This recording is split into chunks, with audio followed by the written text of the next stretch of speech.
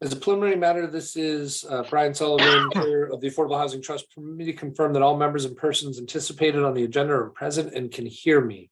Brooke Moore, I'm here. Rima Sherry, Here. Penny Dye. Here. Great. Members of the staff. When I call your name, please respond in the affirmative. Haley Cook, Here. Vicky Marsh, Here. Tucker Holland. Here. Anticipated speakers on the agenda. I see Ann Kuspa, Present. Billy Cassidy, I'm here. Elizabeth Blair. Here. Great, thank you. Good afternoon. This is an open meeting of the Affordable Housing Trust. It's being conducted remotely pursuant to Chapter 20 of the Acts of 2021. Ensuring public access does not ensure public participation unless such participation is required by law. This meeting will feature public comment. For this meeting, the Affordable Housing Trust is convening via video conference via the Zoom app as posted on the town's website, identifying how the public may join. Please note, the meeting is being recorded and all attendees are participating via video conference. Accordingly, please be aware that other folks may be able to see you and take care not to screen share your computer. Anything you broadcast may be captured. All supporting materials that have been provided to members of this body are available on the town's website unless otherwise noticed. The public is encouraged to follow along using the posted agenda unless the chair notes otherwise. We will turn to our first item on the agenda, but before we do so, permit me to cover some ground rules for effective and clear conduct of our business to ensure accurate meeting minutes. I'll introduce each speaker on the agenda. After they conclude their remarks, the chair will go down the line of members, inviting each by name to provide any comment, questions, or motions. Please hold until your name is called. Further, remember to mute your phone or your computer when you're not speaking. Please remember to speak clearly in a way that helps generate accurate meeting minutes. For any response, please wait until the chair yields the floor to you before you state your name and before speaking. If members wish to engage in a conversation with other members, please do so through the chair, identifying yourself. For items with public comment, after members have spoken, the chair will afford the public comment to the members of the public that have joined the meeting via Zoom. Members of the public who wish to speak must state their names and be acknowledged and speak through the chair. Finally, each vote of this meeting will be taken through roll call. Excellent. So with that, do we have any more joiners? No, looks like got a great core crew. Let's go to the agenda.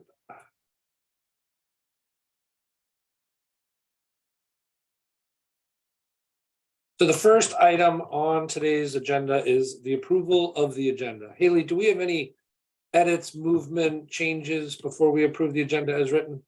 I do not have any edits on the agenda as far as I know. Okay. Any members of the board have anything on the agenda that'd like to adjust? Seeing none, I'll look for a motion to approve the agenda. So moved. And a second. Second. Second, moved by Penny, second from Rima by roll call. Rima Sherry, Aye. Brooke Moore, Aye. Penny Dye. Aye. Welcome, Meg Browers. Hello. Meg, are you prepared to vote on the agenda? Yes, aye. Okay, great. And Brian Sullivan's and I. We have the minutes from the meeting of 10/18/22. Haley, do you have any edits, changes, or anything for this? Yes, Meg Browers is cited once as Meg Sullivan, so sorry about that. I'm gonna update that in the next, I'll update that before it's posted. So if you want to vote on it with that change. Great. Any members of the board have any edits or changes to the? Seeing none, we'll look for an approval of the minutes as amended by Haley's comment. So So moved. moved. Okay, I've got a move by Rima and a second by Brooke. Yep. By roll call, Rima Sherry, Aye. Brooke Moore, Aye. Penny Dye, Aye. Meg Browers, Aye. and Brian Sullivan tonight. I'd like to open the meeting to members for public comment. Any members of the board have public comment, or any members of the public have comment for something otherwise not on the agenda? And is your hand up? It's off screen. I can't tell. It is? Okay. Ann, floor is yours. Thank you. I just wanted to make sure everyone was aware of the Sandpiper lottery. We're now accepting applications for that for 6 homeownership units at the 80% AMI level and below, as well as 1 homeownership unit at the 175% AMI unit and below.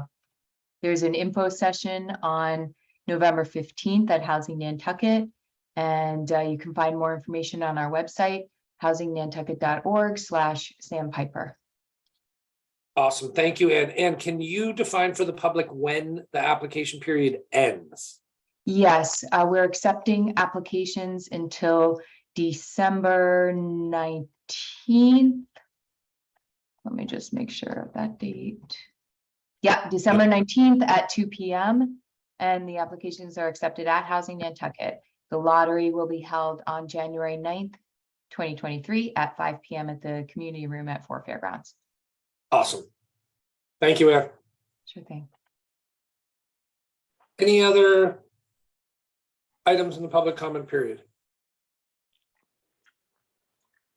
Seeing none, close public comment. We'll move to CCAP and CFAP applications. So we have the application from 11 Equator Drive, the Davis family. Haley, can you update the group? We saw this application previously. We had a couple of questions on ownership status. There was some due diligence done. Can you let us know? Yes, so in the packet is included more information that shows, and I also checked with Rob Rainey, the assessor. He confirmed that the GIS that did not have Davis as the owner was incorrect and that it has been updated. So it is confirmed that Davis is the rightful owner, and that is what the trust was looking to confirm in order to vote on this. Great. Thank you very much. And is there anybody else to speak to the application?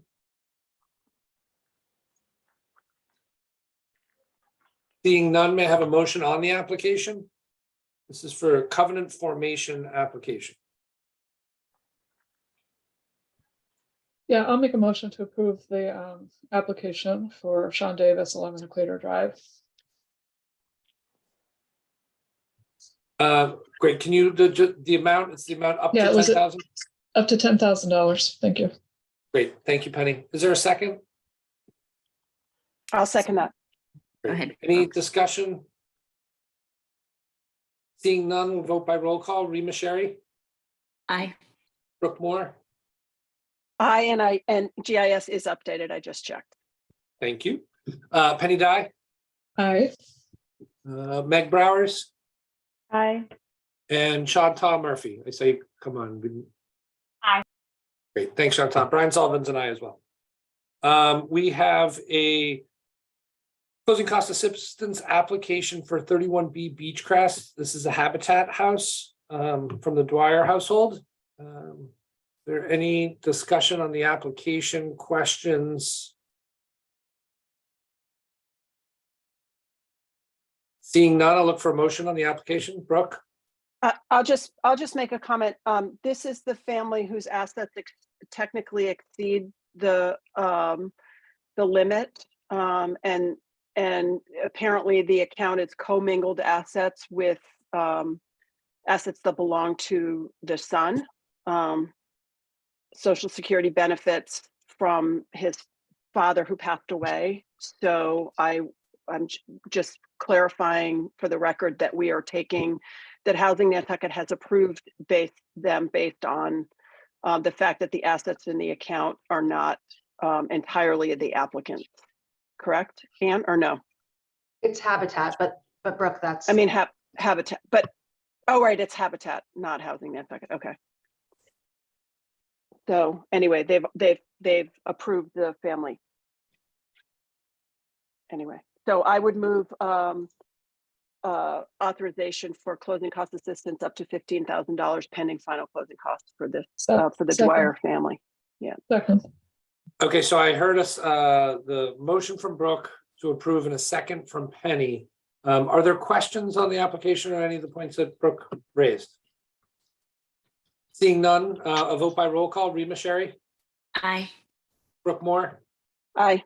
Penny Dye, Aye. Meg Browers, Aye. Chantal Murphy. Aye. And Brian Sullivan's and I. Moving to the other half of 31 Beechgrass Road, we have the other habitat unit, Unit A for the Hoshu household. Comments on the application, questions? Seeing none, I'll look for a motion. Somebody with the mic up. There you go. I'll do it. Move approval of closing cost assistance for the Horseshoe family up to $15,000 pending final closing costs for 31 Beachgrass. Thank you, Brooke. A second? Second, Second. Second from Penny by roll call. Rima Sherry, Aye. Brooke Moore, Aye. Penny Dye, aye. Meg Bowers, Aye. John Tom Murphy, Aye. and Brian Sullivan's an aye. And finally, we have a CCA application from, forgive me, Glidden Embry Pelrine for 24 Rugged Road. These guys just completed a house move. That was kind of exciting to see happen. Any questions, comments on the application? Seeing none, I'll look for a motion. Welcome, Dave. Apologies. I Yeah. will move. Hi, Dave. I will move approval of closing cost assistance up to $15,000 for the Glidden Embry Pelrine family for 24 Rugged Road, Lot 4B, pending final closing cost. Second, second? and this, I second it. This house was, I think, maybe Ann can confirm this. Was this moved from 22 Eel Point? Head shaking, Yes, yes. it was. Thank you. Okay, with that, let's start with, so I have motion from Brooke to approve, second from Penny. Is there any further discussion? Seeing none, Rima Sherry, Aye. Brooke Moore, Aye. Penny Dye, Aye. Meg Bowers, Aye. John Tom Murphy. Brian Sullivan's an aye. Dave, I think we'll skip over you because you came halfway through that one. Okay. For the record, let's show that Dave is in attendance and here, starting with item number 6, year-round definitions, restriction, discussion. So on this item, we were waiting for advice on town council for a subcommittee made up of Meg, Shanta, and I to see if we could meet to discuss the development of this. I was informed via town council this past week that we are unable to meet as a group of 3 unless we choose to host open meetings and post the meetings. So the question to the group is, do we want to move forward with a regularly scheduled additional public open meeting for the item, working with Haley to schedule Zoom times and or a meeting place, or do we want to reduce the group to 2 for a period of time and come back with advice for the larger group? So that's kind of where we're at. Dave, I saw your hand go up, and then Penny, I'll come to you. Yeah, I'm sorry. I did read the minutes from last meeting that I missed, but we're talking about the definitions of year-round. Yeah, so at the last meeting, prior to the last meeting, I had asked Haley to find the definitions that currently exist for year-round, either residency or occupancy. And she pulled a number of resources. Currently, there is not one at in the zoning code. The land bank has one, the assessor has one, Housing Nantucket has one. All 3 of them are different. If our board is moving to a place that in the future we want to create some sort of restriction that identifies year-round something, either residency, occupancy, or ownership, we need to create a definition that is agreeable to work with. And it's some combination of those. Haley went so far as to look into other communities that exist that have definitions in a variety of places around the country. We discussed creating a subcommittee for this discussion and purpose. We weren't able to meet because we needed to identify the public meeting law as a group of 3 or more. So that's where we're at. I'm sorry to make you do all that, but thank you. No, it's good for the public who might not have heard it before. So. Okay. So the goal is to get to this process to kind of move it forward. I don't have an answer or a solution. Do two individuals want to work on this and then bring a report back to the group? Mag, I see your hands up. So question, could you and Chantal work on the definition, and then could you and I meet and I could talk to you about what thoughts I might have and see what you guys came up with, and you could listen to me and do what you want to do with it, and then we don't have to have open meeting law. So I don't know the answer to that conversation. I'm going to defer to town council. I think probably the most effective is there's a meeting of two people. The information's delivered to Haley and Haley delivers it to the entire group is my presumption, but I'll Okay. defer to town council. Yes, All right, well, oh, sorry, go ahead, Vicky. I'm sorry. Yes, I would prefer that you handle it that way, okay? Unfortunately, open meeting law just has a lot of requirements Totally. with respect to even a subcommittee and even one that's not even making recommendations and just being advisory. It is just that strict. So you may want to handle it with just two. Well, I'm super excited to talk about it, but I'm also perfectly happy to step down and let you and Chantal do it. You both have been on the board longer than me, so just let me know. Chantal, how are you feeling? Kind of the same as Meg. I'm excited to work on it, but if as the newest member, if you wanted to get involved in something a little bit more, I'm happy to step down as well.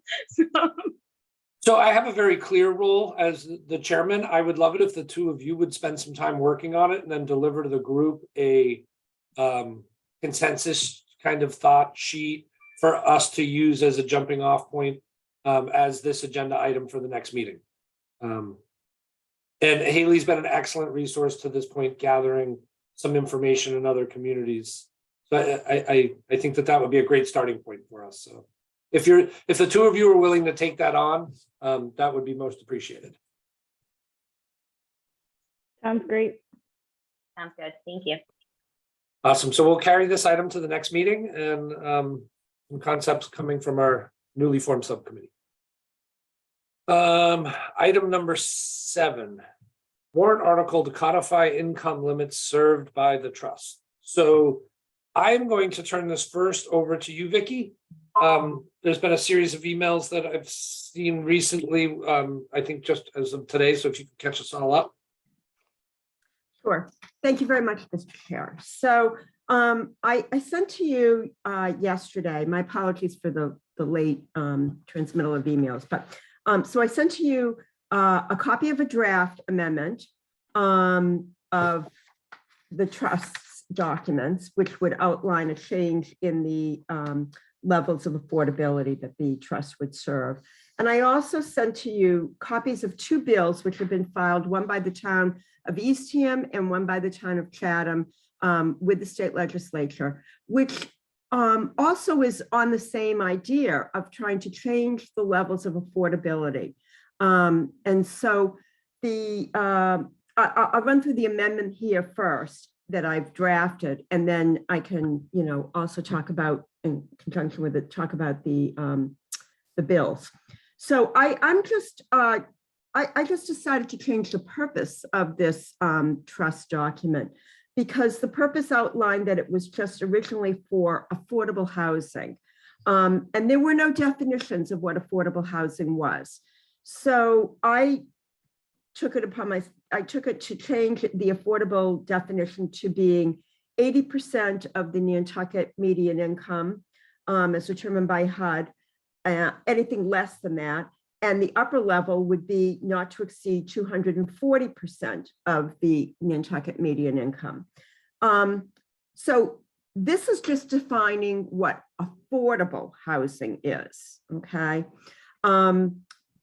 The other option, and that's in the italics, is to break out what affordable housing is, as well as to change it so that it's going to have also a component of attainable housing.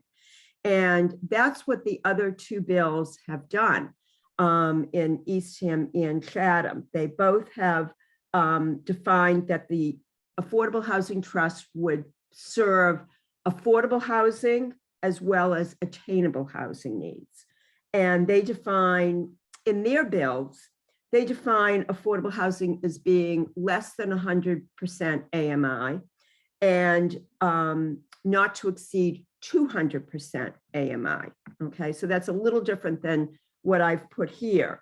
I have defined affordable to be less than 80%, and attainable is going to be up to 240%.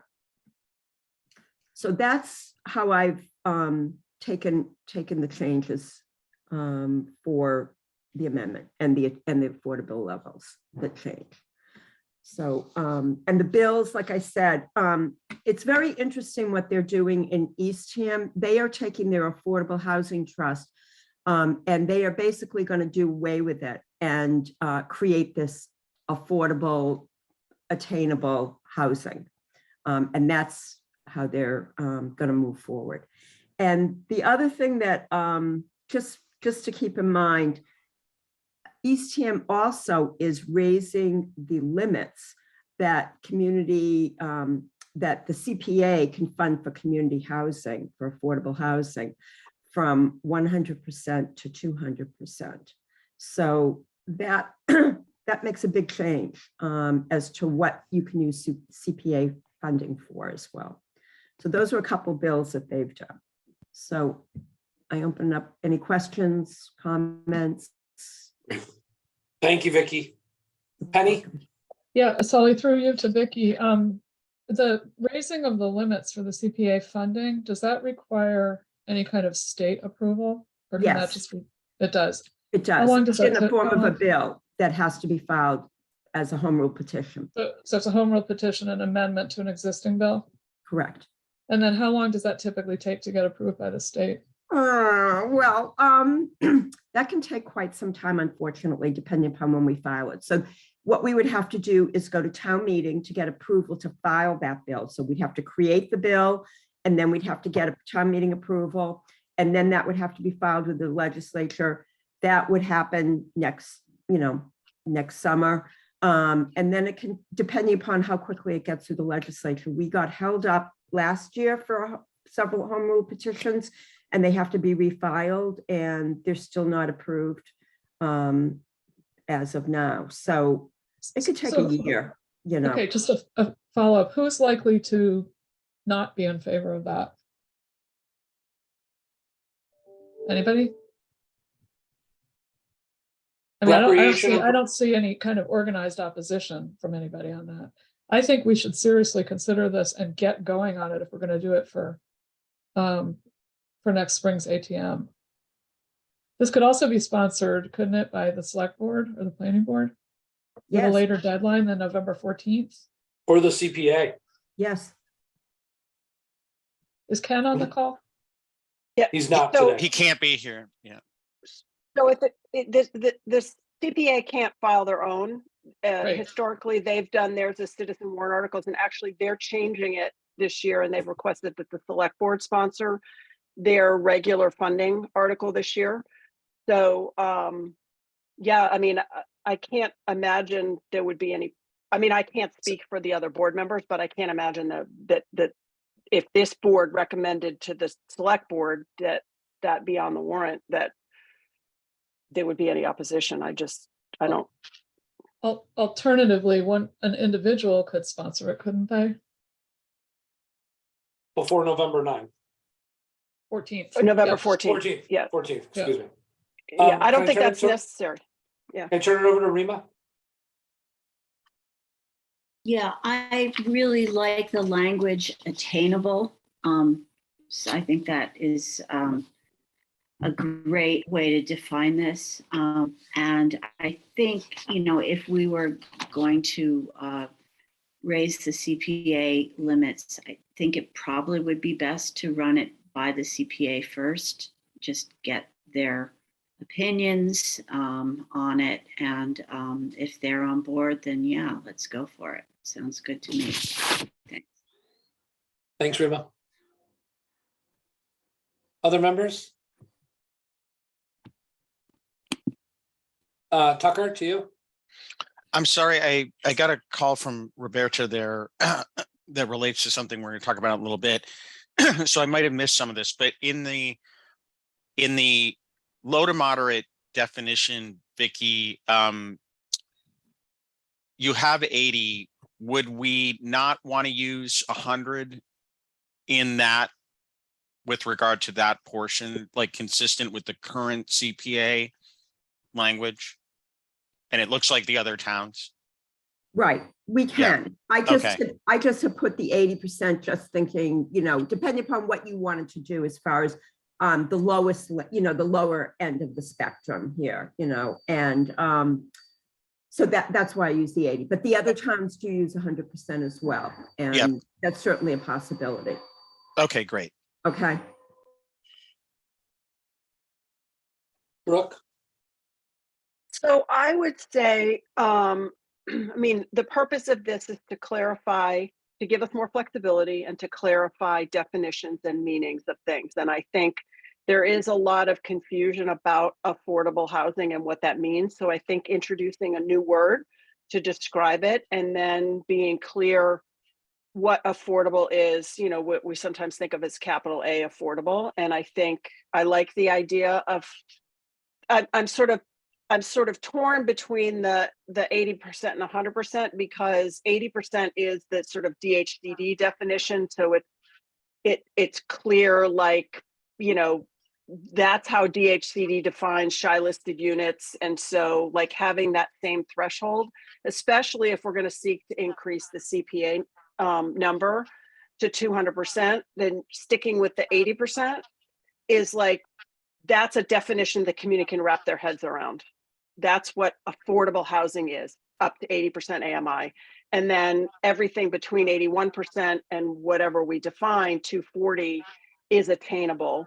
And I think that will go a long way to clarifying what our efforts are and where we're investing money as a community across the board for the layperson who's not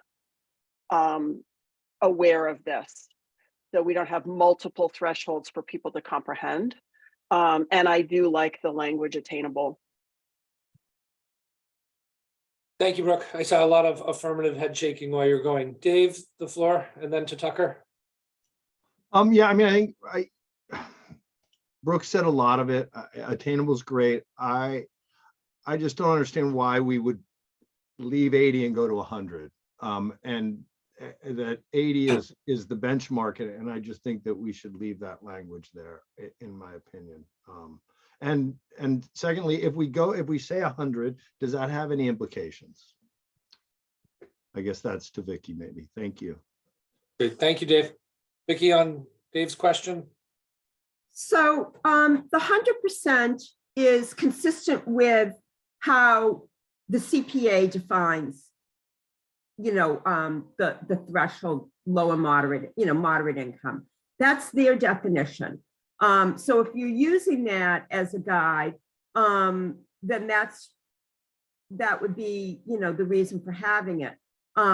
If you change and go to an attainable, you sort of wipe out the need for that 100% a little bit, because you're going from 80 to 240 anyway. So, and if you're raising the CPA limit, you're also sort of changing the 100% isn't going to be applicable any longer in the town of Nantucket. Dave, back to you for clarification. I just like the consistency of keeping 80 in the mix. I think it keeps a consistent message about where affordable really begins. Go ahead, Tucker. All right, I'm gonna argue the other way. The CPA defines low and moderate as 80 and 100, and DHCD looks at that definition with regard to funding for certain programs. So I just think it's in our interest, not knowing where monies may come from in the future. For example, like if you think about ARPA money, the one-time large buckets of money that the state may say can go to projects that fall within the low and moderate definition that the state recognizes in CPA funds and so forth, that we want I don't see a downside to having the 80 to 100 as our consistent definition with low and moderate. And adding attainable obviously gives us the flexibility that we've been seeking for quite some time. Yes, Brooke? So do we have 3 tiers? Can we define low as up to 80, moderate up to 100, and then attainable 100 to 240? And that way, is that how it's defined, Tucker, now? Low is up to 80? I know that, I mean, some of this is federal terminology as well. Yes, I think, low income, the federal definition is 80, but I don't know if Vicky might be able to guide us better, whether it's important to tie the number specifically to each word, but it's just the state has defined low and moderate, up to that 100% level, the 80 and the 100%. And if we're looking at the examples which Vicky provided, which are super helpful from these other towns, they're making a point of using the 80 and the 100 level in terms of what they can serve as low and moderate. So I don't know if we're getting too fine pointed about it, but I'd like to keep the 100 in there. I think it's in our interest.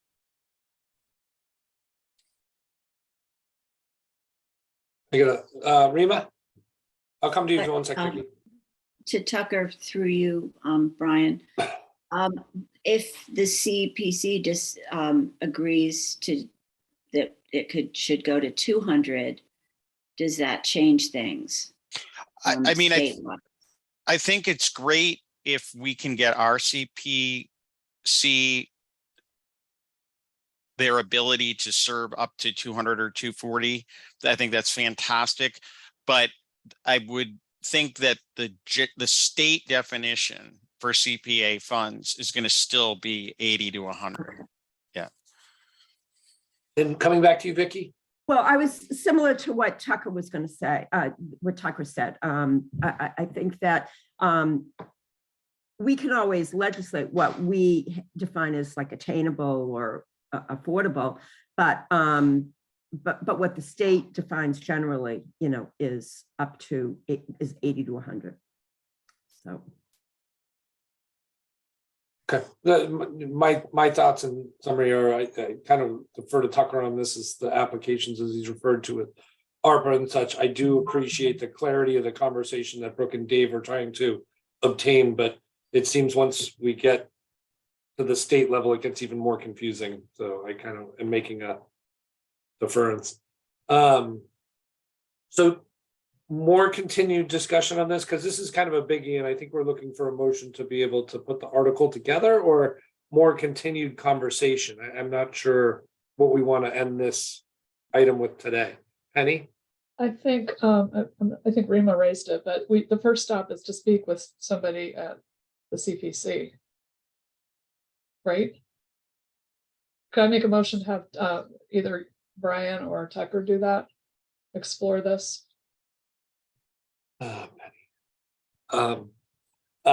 So Do we need a motion? Brooke has her hand up. Do you want to second that or discussion on it? So Brooke. so I'll second for discussion. Okay, great.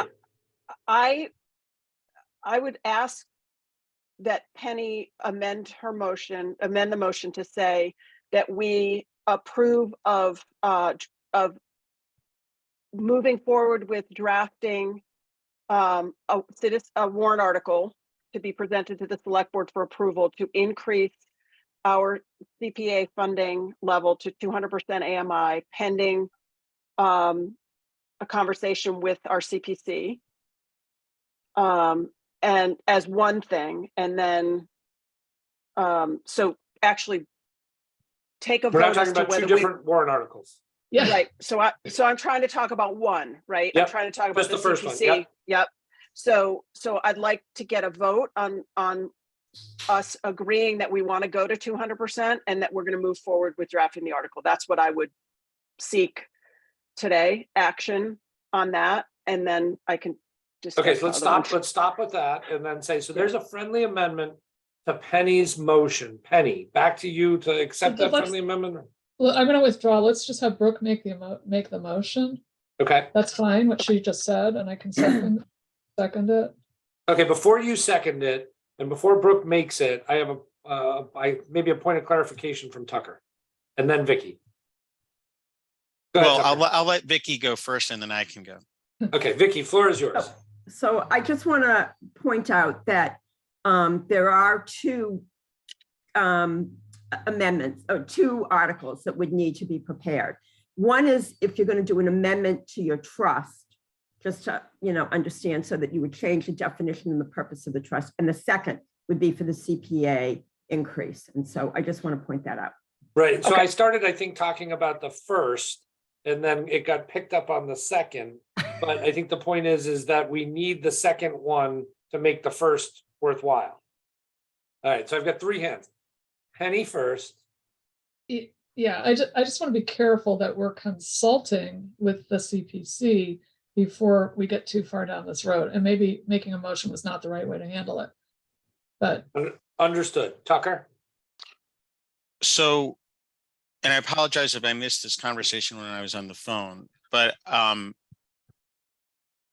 if we're talking to the CPC about changing the level that they serve, which I think would be a great thing to talk to them about, is there a reason that we would be talking to them about 200 when what we're talking about for ourselves is 240, and what is in our home rule petition for the housing bank is 240? Okay, so your question is, should we align rather than 200, right, to 240? So are we across the board on our housing? And we're picking 200 just because another community did? If we're gonna have the conversation, do we align all the numbers? That's your it's just question. that Go ahead, Penny. sorry, And then I gotta come to Rima. I completely agree with Tucker. It should be up to 240. Okay, Rima? Discretionary.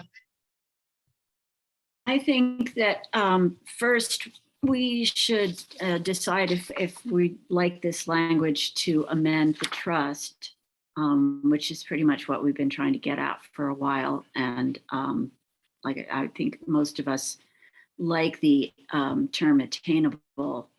So possibly we could vote on this language as put forth by Vicky to get us started. And then in the meantime, talk to the CPC and see how they feel about upping their limit.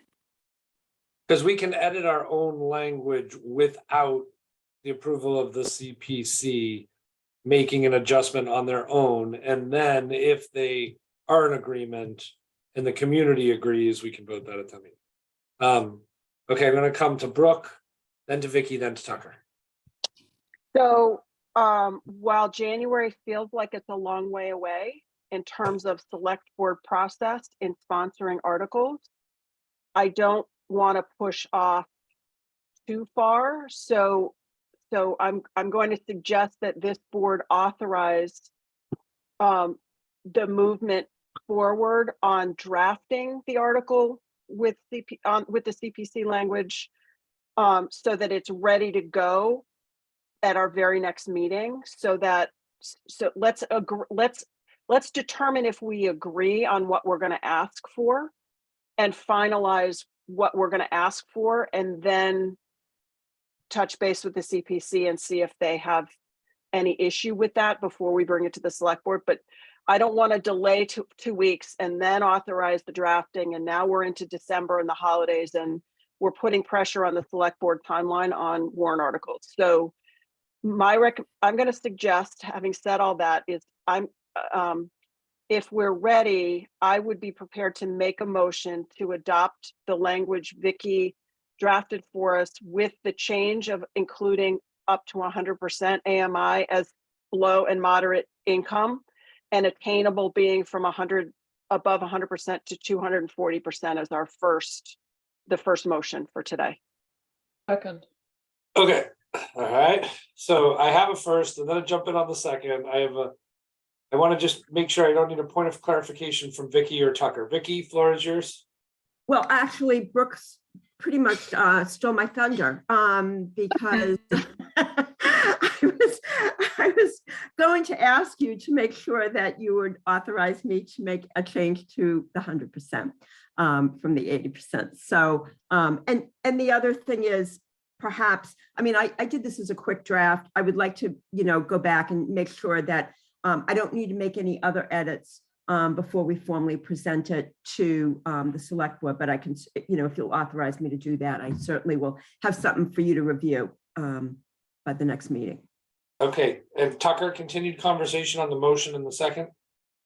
Yeah, no, thanks to Brooke for including the 100. And I agree with what Vicky just said. The subtle change I would make on Brooke's motion is I would just suggest that you leave the language that Vicky has about and the upper level, which may not exceed 240% AMI, rather than adding in it's between 101 and 240. Yeah. Okay, Yes, Haley, do so- you have all that on this motion? I believe so. Yeah. All right, so those, So- go ahead, Brooke, do you want to Do you restate? want me to restate? That's exactly. I was- Yeah, that would we're be reading- ideal. I mean, I can watch it back, Okay. but if you don't mind restating it, Okay. that would be helpful. Okay. So I move that we adopt the language proposed by Vicky pending any minor changes that she deems necessary, with one change to include up to 100% AMI within the definition of low to moderate income. Does that cover it, Vicky? Yes. Okay. And Penny, with that restating, is your second still Yep. valid? Yep. Okay. Any other members for discussion on this item? Okay, a vote by roll. Rima Sherry, Aye. Brooke Moore, Aye. Penny Dye, Aye. Dave Iverson, Aye. Meg Browers, Aye. Chantal Murphy, Aye. and Brian Sullivan tonight. Okay, whew, heavy lifting off the table. So now we come back to the second one. Do I have this right? And we are going to look for a member to communicate with the CPA while we draft. Brooke, I'll just turn it to you because you had the motion. Okay. So I move that we authorize town council to draft a warrant article for the select board's approval that would change the authorization for the use of CPA funds for affordable housing to an upper limit of 240% AMI. And that our presentation of this to the select board is pending a conversation with the CPC and their approval. Thank you, Brooke. Is there a second on that motion? Second. Second from Rima. Thank you, Rima. Any discussion on this? Go ahead, Penny. Yeah, I just have a question. Is Ken still chair of the CPC? I'm getting an affirmative head shake, yes. Just curious. Thank you. Okay. Any other discussion? The vote by roll call, Rima Sherry, Aye. Brooke Moore, Aye. Penny Dye, Aye. Meg Browers, Aye. Tom Murphy. Aye. Dave Iverson, Aye. and Brian Sullivan's an aye. Great. Thank you, guys. Moving on to, that's all we had on that, right, Vicky? Not that that's all, that was a lot. But. Yes, that's it for now, and then I'll start working on the other drafts for you. Okay. Okay. Item number 8, I have housing Nantucket request regarding 31 Fairgrounds cost adjustment. Tucker, do you have something on this, or should I turn right to Ann, or? Definitely we can invite Ann and Mr. Cassidy, but I'm not sure that we're formally at the point of taking this up. This was put in as placeholder.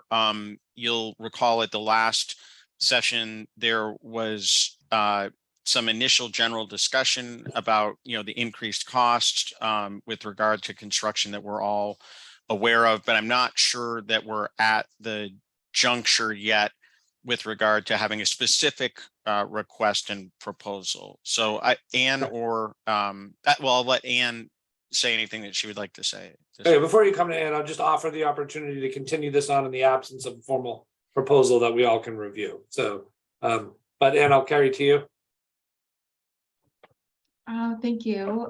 Yeah, like Tucker said, I don't know that we're quite ready yet to review. We're still waiting for additional documentation, and then my board will have to go through their process before we're really ready to make a formal request.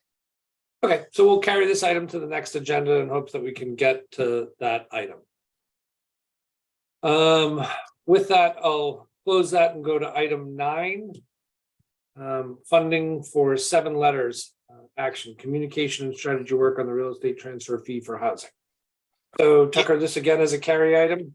Yeah, the board initially talked about this at the last session. This would be a continuation of the funding for the communications and strategy work that we had engaged in last session, or really this session, for the effort to pass the housing bank bill at the State House. So the Vineyard is continuing their efforts in this regard with the lobbyists. The board will recall that we engaged with our own funding and funding provided by NARAB, in addition to several individual real estate brokers, engaging the communications and strategy firm 7 letter for this work last session, or the current session.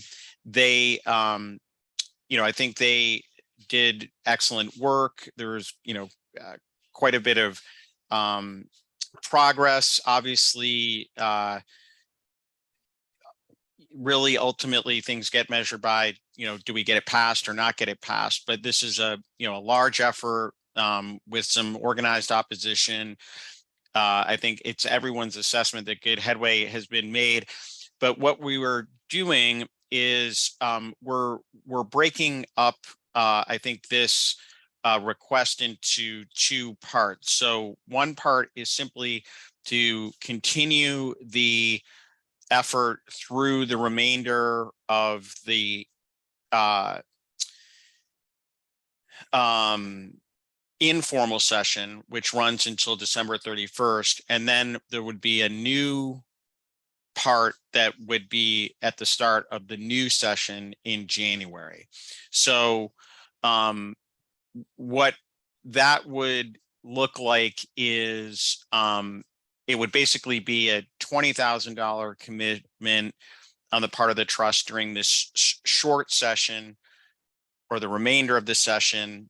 And then in the new year, it equates to roughly $7,500 a month. But if we break it up in this manner, one of the things I think the chair had brought up during the last session is looking to other potential funding sources, much like the role that NARAB performed last time, as well as the individual brokers, to augment whatever we might do, let's just call it, in the full court press during the next session. And I will say that there's a lot of cautious optimism about the possibility of actually getting this done under a Healy and Driscoll administration. I will say that Senator Sear has been working very diligently on this. And so, I think it's absolutely money well spent to continue our efforts in this regard. So it would be helpful if the board could approve the short-term expenditure, the $20,000 this session, and then we would be taking up the new contract, if you will, either right at the end of the year or the beginning of January. Great. Thank you, Tucker. Brooke, I'll come to you for Brooke or me? Brooke. Tucker, the purpose of spending 20,000 between now and, so the election is next week. When does the new governor get sworn in? January, I believe. In January. So the purpose of continuing the communications between now and the end of the I mean, this is not going to pass in the remainder of this session, right? I mean, it has to be unanimous for it to pass, right? Or unopposed. It does have to be unanimous to pass. Yes. Yeah. So I guess I'm wondering if you can help me understand the value of continuing between now and the end of the year versus just picking it up next year. I mean, the value is really the continuity of the relationship and motivating the folks who are out there, working on our behalf, having conversations that may not produce, the end result in this session, but that are part of what builds up the keeps the momentum going toward getting where we want to get in the next session. Okay, thanks. Yep. Thanks, Brooke. Penny? Yeah, I have two questions. The simple one, Tucker, through Brian to you, is what bucket is this money coming out of? This is coming out of our professional services, which is within the town operating budget, the housing Okay. office. Okay. And then secondarily, are the people who are lobbying on behalf of this bill, do you know if they've had direct contact with the MAR lobby? So just to be absolutely clear, since this is a recorded session, we are not paying the lobbyists. We pay the strategy and communication people. Okay. The Vineyard employs the lobbyists, and the lobbyists, to answer your question, have they had direct contact with the Massachusetts Association of Realtors? I don't know offhand the answer to that question. What I can say is that Senator Sear, who really is at the center of trying to move this through the legislature, absolutely has been in touch with them. Just from history, until there's movement on that side, this isn't going anywhere, in my opinion. So, where the conversation is going is that this can't be, you cannot be a town and get access to this transfer fee if you're not using the other tools that are already available to you.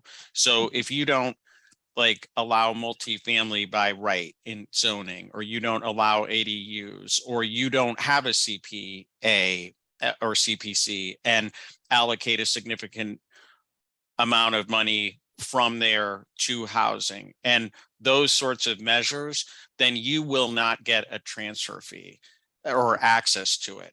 But if you are doing where this is going is if you check all these boxes, which frankly we do, then that is the circumstance under which you could get access to it. That's where the negotiations, if you will, with the MAR are they seem to be going.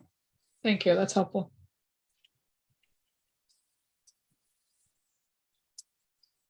Are there any more questions? Do you need a Penny? motion on this? Well, yeah, I think that was the next thing. This is an action item and we need a motion. So was that volunteering to make one? Yeah, sure. I'll make a motion that what was it, 20,000? Yeah. Tucker? That we approve 20,000 from our budgeted bucket to help the communications and strategy work group team advance this real estate transfer fee for housing. Thank you, Penny. Is there a second? Second, I don't know who said that. Rima. Oh, Rima, thank you, Rima. And any discussion on the motion that's seconded by Rima? Seeing none, by vote by roll call, Rima Sherry, Aye. Brooke Moore, Aye. Penny Dye, I, Meg Bowers, Aye. Dave Iverson, Aye. Sean Tom Murphy. Aye. And Brian Sullivan's an aye. Item 10. Tucker, you had no more on that one before I move on? Thank you all. Yeah, item 10, Mr. Dr. Dickler Award discussion and action. Just like to start by saying I miss Howard Dickler's leadership and willingness to put big ideas out in a tumultuous political environment right now. So, with that, how do we want to direct this conversation today? Sure, I can. Thank you, Tucker. I can just give a quick update. As you recall, we have a working group with Rima Sherry and Shanta and Haley and I that met, went over a draft of the description, who, you know, to whom this award might get awarded, in effect, what the criteria are in terms of how we would be evaluating candidates. We discussed, I guess the main thing to mention is that we discussed perhaps the timing for announcing the recipient to coincide with annual town meeting. And so we've reached out to Sarah Alger to see if that is a possibility to, you know, make an announcement from the stage or that sort of thing. And even if she ended up saying that, you know, as much as she might like to, that might open the floodgates on other similar requests. We could still have the timing be around then when, you know, so much of the community is focused on civic engagement and so forth. So that's sort of the timing of how the work group is thinking of it. And so at our regular meeting in November, we're going to come back with that description I mentioned and so forth. So we just wanted to give a brief update today. I'd like to, you know, see if Rima or Shanta or Haley would like to add anything to that report. Haley, Rima, I'll come to you first and then to Haley. Rima, you're up. Okay. Yeah, I thought also we probably should ask the select board how they feel about an announcement at town meeting and that timing, not just Sarah. Okay, I think that's fair. Haley? Just wanted to add that the discussion was, if that was going to be the timeline for announcement, that people would have until February 17th to submit it. And we would probably publicize it early December in terms of like once it's voted on and everything like that. So just thinking about that in terms of if we approve it at the next November meeting, then it would be ready to go for that. And then I believe that there was going to be a discussion about what the trust thought about how much the award should be for and where that money would go and all of that. So when we bring you the description, we can kind of touch on those points as well. Great. Thank you, Haley. Penny, did you have a question? yeah, I did, and I just forgot because I realized my background isn't what it's supposed to be, and it's irritating me. Sorry. My question is who actually is going to decide upon of who's nominated, who gets the award? There are 7 people, most of whom are on this call, if not all, who decide. Okay, thank you.